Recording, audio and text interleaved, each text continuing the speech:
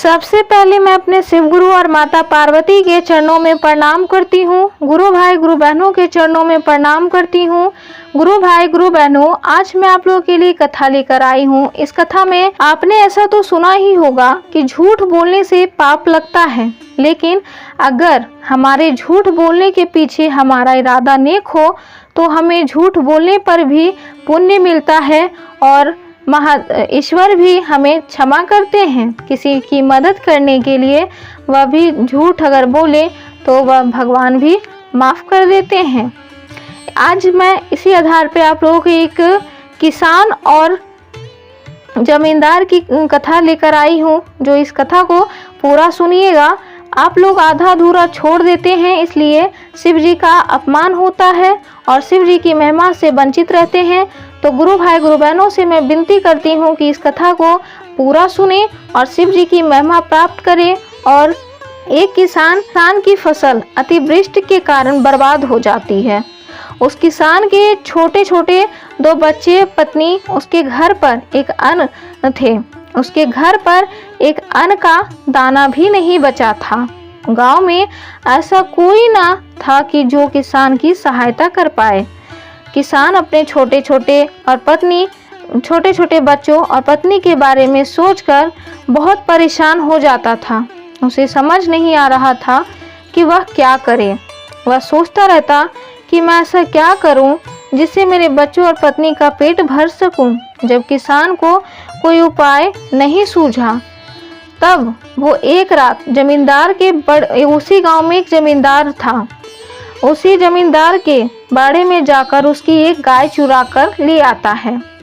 तब सुबह होती है, तब वो किसान गाय का दूध दूहकर अपने बच्चों को भर पेट पिलाता है। दूसरी ओर जमींदार के नौकरों को पता चल जाता है कि किसान ने जमींदार की गाय चुराई है। जमींदार के नौकर जमींदार से उस किसान की शिकायत करते हैं। जमींदार ने पंचायत में किसान को बुलाया। जमींदार बहुत ही अच्छा स्वभाव का था, ज़रूरतमंदों की मदद भी किया करता था, लेकिन और शिव जी का बहुत बड़ा भक्त भी था। और जिस दिन वह पंचायत बुलाना था, तभी वह उसी रात बुलाता। उसके अगले रात को उसके सपने में शिव जी आते हैं। कहते हैं कि देखो जमींदार, तुम मेरे बहुत बड़े परम भक्त हो।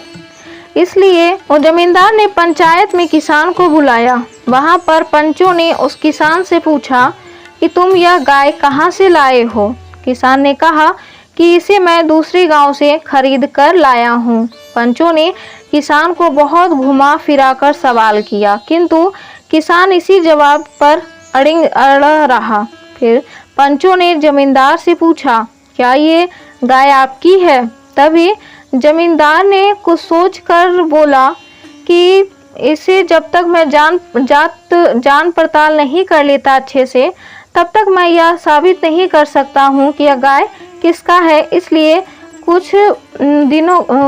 एक दिन के लिए यह फैसला को आगे बढ़ा दिया जाए। तभी पंचायत सब लोग मिलकर एक दिन का आगे बढ़ा देते हैं। कहते हैं कि अब पंचायत अगले दिन ही लगेगी। तभी उसी रात जमींदार जब सो रहा था, तब उसके सपने में महादेव आते हैं और कहते हैं, जमींदार तुम मेरे परम भक्त हो। तभी जमींदार सपने में शिव जी को प्रणाम करता है और कहता है, महादेव ने आप मुझे दर्शन दिए हैं, आपकी क्या आज्ञा है? तभी महादेव कहते हैं, देखो उस किसान की बहुत ही गरीबी में कट रही थी। उसे अपने बच्चों को पेट भरने के लिए तुम्हारी गाय को उसे चुराना पड़ा। दोनों बच्चे और पत्नी के लिए उसे तुम्हारे गाय को चुराना पड़ा। या तुम जान चुके हो कि वह गाय किसी और का नहीं बल्कि तुम्हारा है। लेकिन कहते हैं कि हर किसी को दाने दाने पर नाम लिखा होता है। वह गलती किया है, लेकिन उसकी गलती की सज़ा उसे गलती का एहसास ज़रूर होगा, लेकिन तुम उसे दंडित मत करना, क्योंकि उसके घर में छोटे 2 बच्चे हैं, उसकी पत्नी है, उसका उन लोगों का कोई कसूर नहीं है। तभी जमींदार कहता है, महादेव जो आपकी आज्ञा। महादेव कहते हैं, अगर तुम किसी का भला करोगे तो तुम्हारा कभी भी बुरा नहीं होगा, तुम्हें कभी किसी चीज़ की कमी नहीं होगा और जहाँ तक कि तुम्हें बरकत ही बरकत होगा। इसीलिए तुम ज़रूरतमंदों को मदद किया करो और अपना पुण्य कमाओ, इसी से तुम्हारा नाम।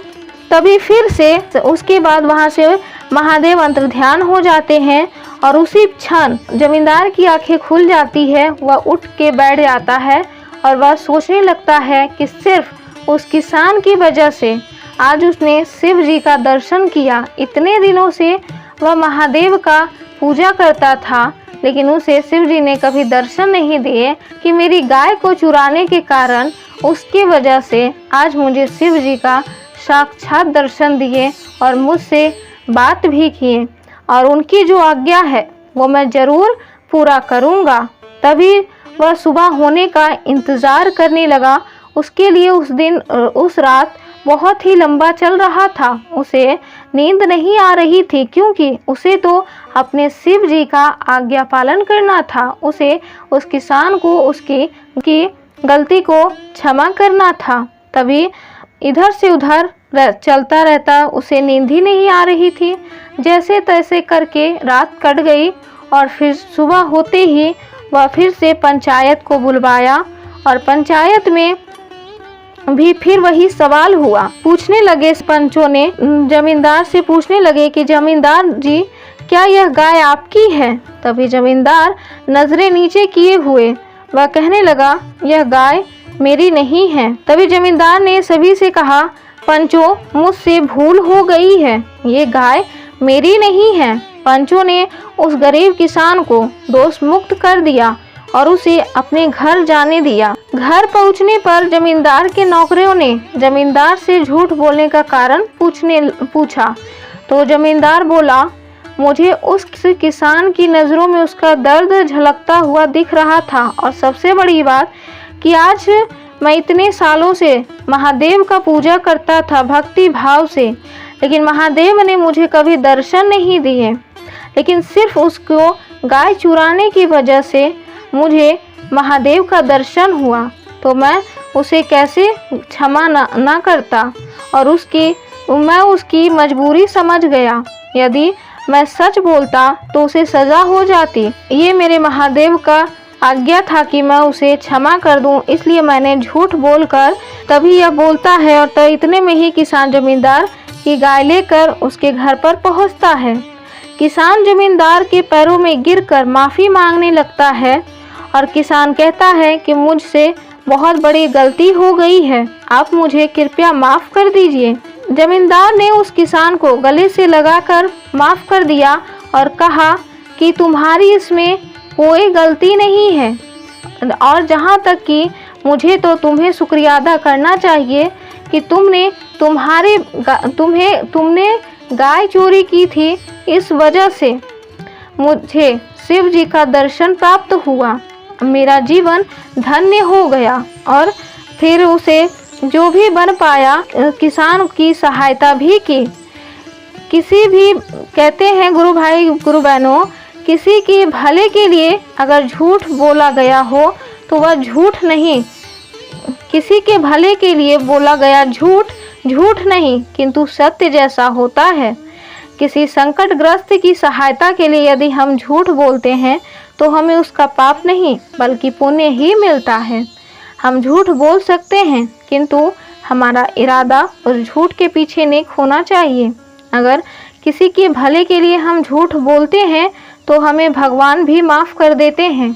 तो गुरु भाई गुरु बहनों, अगर मेरी वीडियो अच्छी लगी हो तो मेरी वीडियो को लाइक करें, शेयर करें और अगर मेरे चैनल पर नए हैं तो मेरे चैनल पर जल्दी से सब्सक्राइब कर लें और ताकि हर एक मेरा वीडियो आप तक समय से पहुंच जाए और मैं आप लोगों को इसी तरह से नई नई कथा लेकर आऊं और आप तक पहुंचाऊं। और इसी तरह से आप लोग मुझे सपोर्ट करते रहिए। कमेंट में ओम नमः शिवाय ज़रूर लिखें और गुरु भाई गुरु बहनों को सपोर्ट करने के लिए अब मैं आप शिव जी और माता पार्वती से प्रार्थना करूंगी कि आपके माता पिता की लंबी आयु हो और आप लोगों की हर मनोकामना पूर्ण हो।